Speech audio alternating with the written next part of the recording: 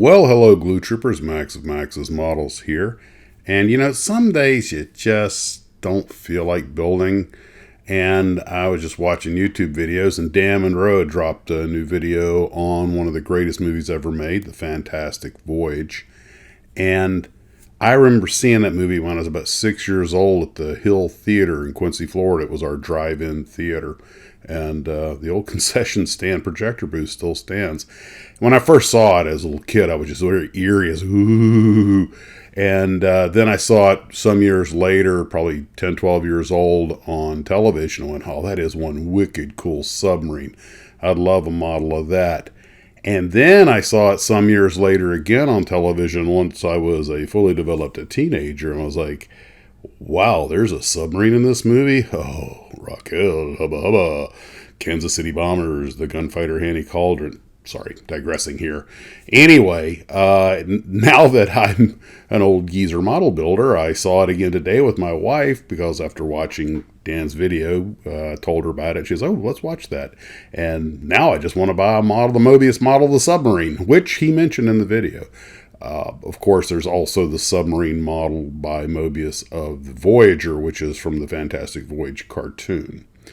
But that aside, now I was in the mood to build a model, and I wanted something simple that I could just do a day build on because we're going to be busy all day tomorrow, and then I go to work the next day.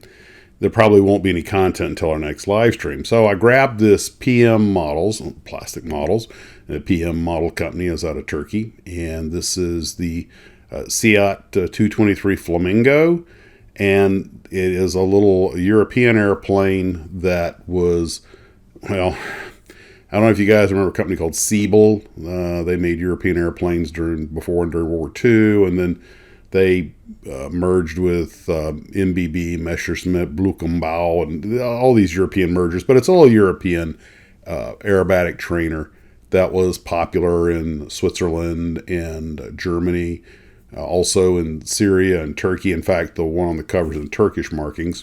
In fact, I have a picture of the actual airplane and the markings of the one on the box art. But anyway, look like a nice, simple kit, make an easy day build. Not too many parts to it.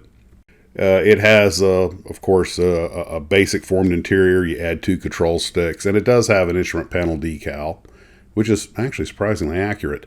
And but the model itself, this is an older one. It came out in 86, so the wings have gotten kind of warped.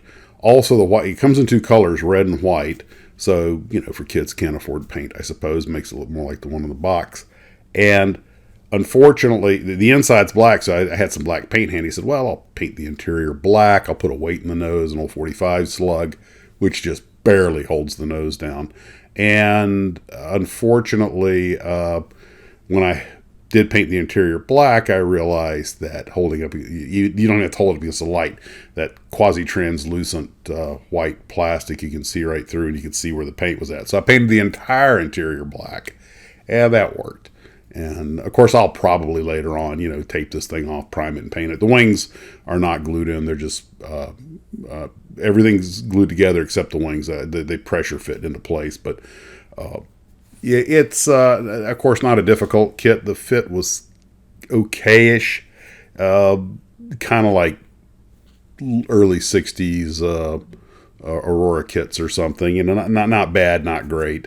It felt a hintish toy-like, but I did find an advanced modeler build of one online. I don't have permission to use this picture, so I'm just going to put a link below if you want to see someone who really knocked that out of the park with this kit and did it some real justice. I was just doing this as sort of a fun day build, and but I know me.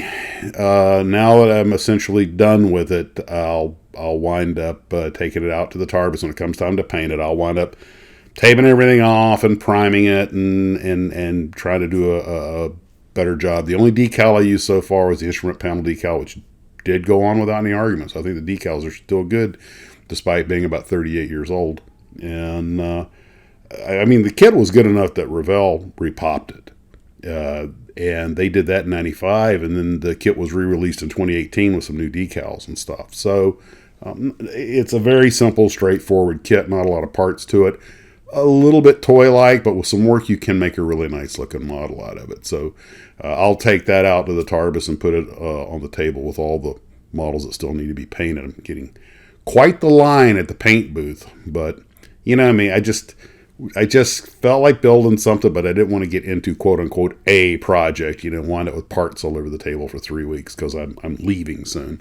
That's one reason I didn't get out to the Tarbis. But now I'm just ranting. Anywho, interesting little airplane. You can Google it if you want to learn more about it. They made, I think, 97 of them, just under 100.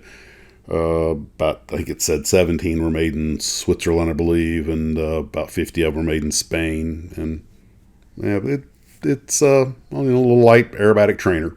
And they also made different versions. They had a single-seat aerobatic version, some other stuff. But an interesting little choice. This was sent to me by a glue trooper, and I want to thank you for that. And it was just a nice little way to sort of get my build on. One thing, the canopy is one piece and has really thick framing on it, which I think will make it easier to tape this thing off and mask it and get a nice clean shoot when I paint it all together. So, that's where we're at for today. Probably won't see you guys much again before the live stream. So take care of yourselves. I hope you're doing well. And as always, model on.